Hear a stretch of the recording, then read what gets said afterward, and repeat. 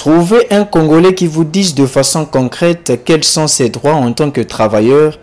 Il faut mettre le cursus sur les responsables dans les entreprises. Cette connaissance échappe à la quasi-totalité des Congolais. Quels sont donc les droits fondamentaux que devrait s'approprier tout travailleur selon la loi, si la redite est permise?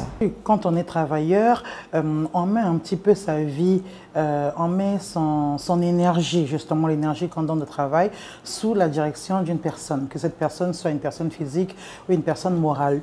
Dans ces conditions, que nous soyons une personne physique ou morale, nous devons commencer par garantir aux travailleurs des conditions de travail satisfaisantes. C'est la base. Il faut que des personnes aient envie de venir travailler. Pour que les personnes soient productives, il faut justement leur garantir un environnement sain au travail. Mais on l'a dit, travailler, c'est avoir une rémunération. Ça veut dire que l'employeur doit garantir justement le salaire de ses travailleurs. C'est une obligation même. C'est là qu'intervient cette notion de travail. Mais vous savez que le Code du travail parle aussi de certaines choses comme les congés payés. C'est prévu par les textes que pendant un mois, on parle de 26 jours ouvrables. Hein. Si on ajoute les week-ends, nous avons donc un mois de vacances. C'est une période qui est forcément, j'ai envie de dire, garantie pour les travailleurs. En plus de ça, il y a ce qu'on pourrait appeler le jour de repos, parce qu'on sait que la loi parle de 40 heures par semaine, donc il y a forcément un jour où on ne travaille pas. Chez nous, généralement, c'est le dimanche, mais il y a des entreprises particulières, il y a des statuts particuliers qui font que certaines personnes ne travaillent même pas le samedi. Donc vous voyez que tout cela dépendra du contrat, mais la base, c'est vraiment celle-là, garantir un environnement sain, respecter les personnes parce que ce sont des personnes humaines.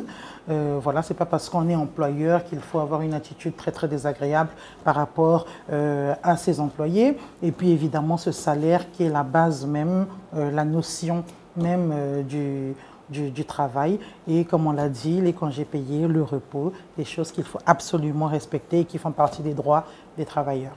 Lorsque ces droits ne sont pas suivis à la lettre, l'employé peut saisir soit l'inspection du travail ou le tribunal du travail. Le président du tribunal du travail sera le mieux à même de pouvoir prononcer justement ces sanctions-là. Mais il faut savoir que quand il y a différend entre un employé et un employeur, pour le coup, là, l'employé pourrait avoir des revendications à faire. La procédure veut qu'il commence par l'inspection du travail qui essaiera de trouver un règlement à l'amiable. Et puis, bon, ben, si c'est trop compliqué, la procédure arrivera donc devant le président du tribunal du travail, qui est un juge unique, qui travaille avec deux juges assesseurs, l'un représentant les employés, l'autre les employeurs. Et oui, généralement, les sanctions qui sont prononcées veulent qu'il y ait des, vous savez, des peines, des amendes par rapport au non-respect des conditions minimales des bonnes conditions minimales de travail pour les employés, pour les travailleurs. Pardon.